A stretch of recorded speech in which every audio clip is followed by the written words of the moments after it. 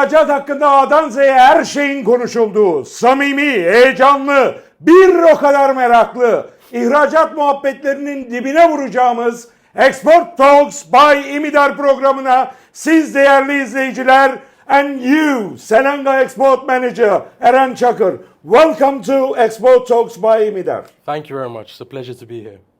Thank you. Mr. Çakir, Yes, sir. who is Eren Çakir? This is our traditional question for all our guests. Right. Eren Çakir, well, I was born and raised in the UK, luckily enough. So you call it UK, but it's mainly known as England. Yes, England. To be more specific, I was born in London. London. Yeah. And I lived there until roughly 12, 13 years old. And then as a family, we decided to come back to Turkey. After a 5-year period of studying, I found myself in İnegöl, and I've been here since 18 years old. There's been a couple, I went back to the UK and came back here, but I've mainly been in İnegöl since that time. So you are Turkish in blood, but British in Paper, yeah. paper. Yeah. Yeah, yeah. So you've got British citizenship. Yeah, yeah. I was dual nationality for a certain period of time, and then I left the Turkish citizenship, and I'm only British citizen at the moment. Maybe in the upcoming future I might come back into Turkish citizenship, but I'll keep the reasons for that. But I know disclosed at that the moment. you are proud of being Turkish. Very much so, very much so. And In fact, you- I get asked that question a lot. Yeah. Why are you here? What are you doing in Turkey? What's the reason? You're crazy and such, but I love my country with everything, its faults and its pleasures. And you love your flag, Turkish flag. Absolutely, absolutely. Yeah. So I represent it as much as I can. Thank you. So, yeah, you were born in England, Yeah. UK, as you say. The British always call it UK, Yeah. United Kingdom. So, your first language was English, then learn Turkish, or together?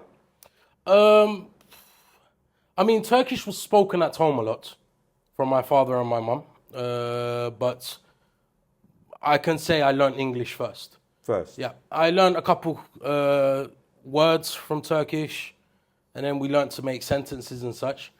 But I wasn't actually speaking fluent in Turkish until I came back to Turkey. And I'd say around the age of 14, I actually started speaking proper Turkish. So, you've got one sister and one brother, Yeah, one sister and one brother. and they're working in export managing, let's say, export works. Yeah, I actually managed to make them both exporters as well. Yeah. I even made my dad an exporter as well. Only my mum doesn't do export at the moment, but as a whole family, we're actually But exporters. who knows, maybe tomorrow your mum will be the exporter as well. Maybe, I mean, as soon as I see the opening, I'll definitely be jumping on that, yeah. I'm sure she can handle it. Yeah, yeah, absolutely. So, what is your export story? Okay, let me start from the beginning. When I was 12 years old and we came back to Turkey, I didn't go back to the UK for 5 or 6 years. As soon as I hit the age of 18, I ran back to London. And I said, I'm going to stay there. And I tried to do a couple of jobs, but I had no education. I had no skills, nothing. And I was just doing like some random work here and there. And at the end of 5 to 6 months, I decided, you know, I can actually make something work in Turkey just from the fact that I know English. And I always had good communication skills. And so I decided to come back. When I came back, we relocated to İnegöl. My mum's side's completely from İnegöl. So we did have a couple of furniture manufacturers, family members who were working in it during that time. And yeah, I mean, my first job interview, I actually put the passport on the table and said, I know English. And I really didn't know anything else. I didn't know invoices. I didn't know nothing. And I've managed to work myself up until the stage I'm at now. So, what did you do when you go back to England? Where did you work? Oh, I worked in when I was 18 years old. Yeah. I mean, I worked at restaurants. I did some fundraising work. Fundraising is basically we had to raise money for the British Cross and for the people in need and such. And it was just basically just cold sales on the streets asking for people's bank details and money. I didn't really believe in it too much, so I wasn't very successful. I got fired on the third day. My manager then told me, "You don't believe in this." And yeah, I don't believe it. I wouldn't give my credit card details either because you weren't allowed to collect cash. You had to get subscriptions from their credit card. I see. Yeah. And then, I mean, my last job was actually in a restaurant. I was cleaning knives and forks. And I saw two gentlemen who entered the restaurant. It was around 2 o'clock midnight. And they were having the time of their life, laughing, joking. And I sat down and cried that night. I was like, that could be me. I'm doing the wrong job, definitely doing the wrong job. And in a week or two time, I completely packed and moved back here. So do you, as far as I know, that you work for the logic company. The logistics company came after. So during 2012 until 2015, 16, I worked in a LED company here in Inegal. That's where I actually learned the export business. I had to, we didn't really have anyone who showed us the ropes. So I had to learn everything myself. It was a lot of ups and downs, research, emailing and such. I managed to enter 9 countries without leaving the country at all. That was a very fun experience, but that's where I actually learned export. And then after I entered, so that was basically accessories for furniture. In 2017 to 18, I worked in the company that I'm working now, but not in the export department. When I met my boss, he said, "What do you want to do?" I said, "I want to be an exporter." But he turned around and said to me, "Well, you don't know furniture, so what are you going to be selling?" So he gave me a very rough 1.5 years of learning furniture. I looked at multiple departments. I'm talking about accounting, purchasing, physically actually going and picking up the products, working in the manufacturing side. This could be like on the cutting side and all of the other aspects of furniture. And 1.5 years' time, I was actually at the point where I really did know the ins and outs of furniture. Then I decided to go back to the UK because I wasn't actually able to advance to the exporter stage at that point because there's this thing called customer base, which they ask a lot of people when you try to change jobs or try to move on to export, which I totally disagree with, but we'll touch on that subject later. And then I went back to the UK and I found a logistics job. But the difference here in Turkey and the UK is in the UK, we did the logistics and we also did the export as well. So the customs we done as well. So one logistics company actually handled your export and your logistics. So I was lucky enough to actually see the other side of the business where how documents were made, how logistics were, what the importance were, export terms, Inco terms, all of these stuff I managed to learn there in a very speedy way. And when I thought it was enough, I came back to my country. And also you were able to see that business in the European eyes. Of course, in the European eyes. But quite frankly, it's not really what you think it is. It's not as scary as you think it is. I mean, as long as you keep, it's the same here, it's the same there. Because exports is actually, I think it's an international language where, Inco terms is the same wherever you are. Products are the same wherever you are. It's just the amount of information that you have to input. And it's the same there and here. The good side that I did manage to see, to be honest with you, is value of work. That was very important that I was able to see. The companies had one focus and they moved on to that focus. Knowledge was very, very, very, very important. During the time I was working there, the Brexit scene was happening in the UK as well. Which is the most stupidest thing for the British. Yeah, if you talk with anyone outside of London, they think it's a good idea. Yeah. But anyone inside of London, because they're all foreigners, it was actually a very pointless idea because, 95 of UK goods is actually imported. Yeah. Their main stuff that they love, from their beans to their ketchup, Heinz, is actually manufactured in Holland. And these are very interesting things. The only thing the UK does have is actually meat and milk. Milk and bread, yeah. Apart from that, everything else is basically imported, yeah. So it was a very rough process. And during that time at the company that I worked with, we gave a lot of, so it was called 3PL, where you actually help them with every aspect of their export and import. And we gave a lot of information and we done a lot of meetings. And they actually did pay very good money for this during that time, just for the knowledge of, if Brexit happens, what will we do during this time period? And they paid large sums of money just for that information. I'm not going to disclose the companies, of course, but as I said, information is key and it's very important.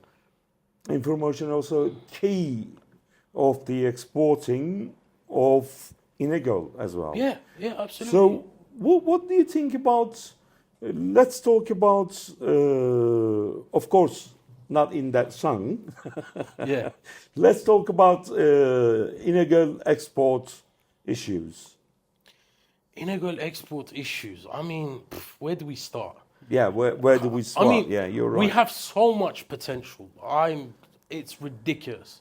The amount of export that we actually do provide for the world is very, very low. I think it was 2%, 3%, roughly around those numbers. And there's a whole 97% of export that we could be filling. But people don't actually see this. They just see what's left for them. And they don't care about the remainder of let's say the pie or the cake. 97% is a very large number. But we're stuck in this ball where it's basically the same customer base that we're trying to achieve and trying to get to. And we can't really break out of that. There's a lot to talk about. I can complain about, let's say, vision. Vision is very important. We're not meant to be seeing an export as just a one-time trade or for the sum of money that it's going to bring during that trade. We should be looking for much longer relationships. And at the same time, we should be trying to advance ourselves while trying to advance our customers as well. And I think these go hand to hand with each other and should be dealt with very delicately. But unfortunately, the majority of our market only sees a very slim portion of this. So you mean that if we should do something, we should do it together? Of course, absolutely. Absolutely. Everyone, I can't stress this enough, right? There's a massive cake. Everyone will eat. Everyone will eat. But instead of trying to steal from each other's plates, we should be aiming for the cake that's already there. Yeah. And trying to achieve that. But we don't do this. Instead of what? What did you say? Instead of stealing from each other's plates. Stealing each other's plates, yeah. Stealing from each other's plates. We should be taking what's in front of us. But instead of that, we're looking at each other's plates. Oh, what did he do? What did he do? And try to either replicate or steal or do this and do that. Of course, I'm just talking general here. Replicating is one of the big problem, I think. I absolutely agree. When I came back to Selenga and I started as an exporter, our company made the jump from modern furniture. Well, not really modern, but it was very more chipboard-based products. And then we moved on to heavily painted products, which we describe today as luxury. We had 3 models, and 3 models were completely different from each other. One was a grey color, one was like a cappuccino color, one was brown and cream. It had very big personality. And during that time, the customer base that we had came and said, you guys are crazy. This will never sell. I'll tell you what though, all of them came and purchased those products. However, due to the current market situations that we had, China copied my product. Different cities from Turkey copied my product. Azerbaijan copied my product. We've had a lot of copies, and those products are still selling. Iran tried to copy. I don't know if they did. I can't really pinpoint if they. I haven't heard any stories from Iran, but from the others, I've actually heard. I was selling my product, let me say, for like $1,700, $1,800 at that time. one of my customers from Senegal came and said, give me a discount. And I'm like, you're getting the best price that you are. I can't really discount from here. What are you after? Eventually, I asked. He showed me the picture from China and said, I'm buying this for $600. I squeezed his hand and said, you continue doing that, buddy. But yeah, I mean, we caught a lot of products in our truck. There was a truck going to Azerbaijan with our products loading inside of it, which we didn't sell. It was probably a domestic sell that we done in Turkey, and it was being loaded and sent to Azerbaijan. They changed that cappuccino color to white, and they probably made more money than we did. Yeah. Wow. The copiers are made more money than you. Absolutely, they do. I mean, even today when I go to the European markets, they've really slimmed down the product and they made it like chipboard based and basically no work they had to do. And the guy was selling it in his store for like €1,000. So until today, it's been roughly 4 years now, 4 or 5 years now. Those products are still being sold. Talk about your company. Are you happy with your company? Absolutely. Absolutely, I am. I mean, we produce bedrooms, dining rooms, and sofa sets all together. It's been a long path of getting here. We first started with bedrooms, then we added dining rooms. We were buying sofas from outside, we were outsourcing sofas, and then we've had a lot of problems with those as well. So then we started producing sofas. So that's been a very long procedure as well. Our only outsourced products were chairs, but up until a couple months ago now, we've started producing the chairs as well. So we've basically slimmed down outsourcing completely, and we're producing everything ourselves, which is a large comforting zone for us as exporters, because I know what's being produced and I can change something if something is not going right. And yeah, you have less worries when selling products. Yeah. We were planning to make this program with 3 brothers and sisters. Unfortunately, the other sister and brother is ill now. Yeah. Eren Çakir is ill. Eren Çakir is ill. I really do hope making another show again with 3 of them. Absolutely. But is the biggest one, the brother, the oldest. Yeah. And that is why he's representing also the other 2. Yeah, absolutely. Interestingly, the other 2 is also working for the export issues, let's say, export works. And I know that and we say that our program is honest, sincere program. I know him as a brother. He is my brother in Ego. That is why we make this program. Of course, we talk about business. Maybe when we talk about business, we can't be formal because we love each other as a brothers. Yeah, he gets very hyped when we're talking about such subjects. In 2 or 3 days in a week, they come and visit me and we chat about exports, business, and I know many things, many information about them, and also they are right. They are, how can I say, they are very good at analyzing the export business. They might look young, but for the business age, they are twice, I can say 2 times more older than they look, I can say. But I know that they've got different looking way from the other some exporters, and they know the problems, they know the souls, but maybe they can't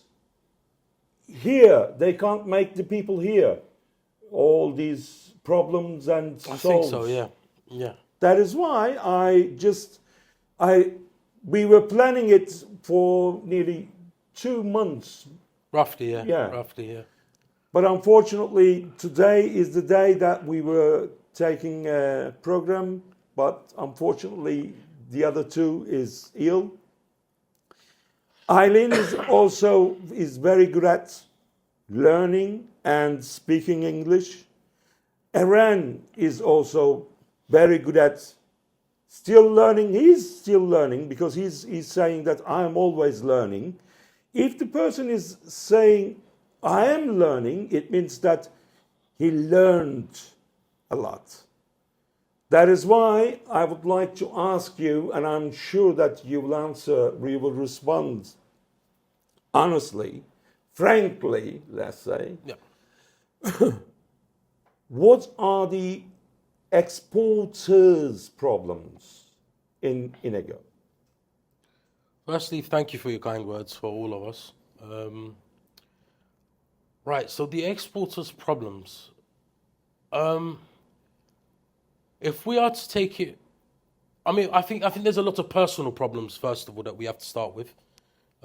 My showroom is located in the Mobilium AVM, and we've been there for 4 years now.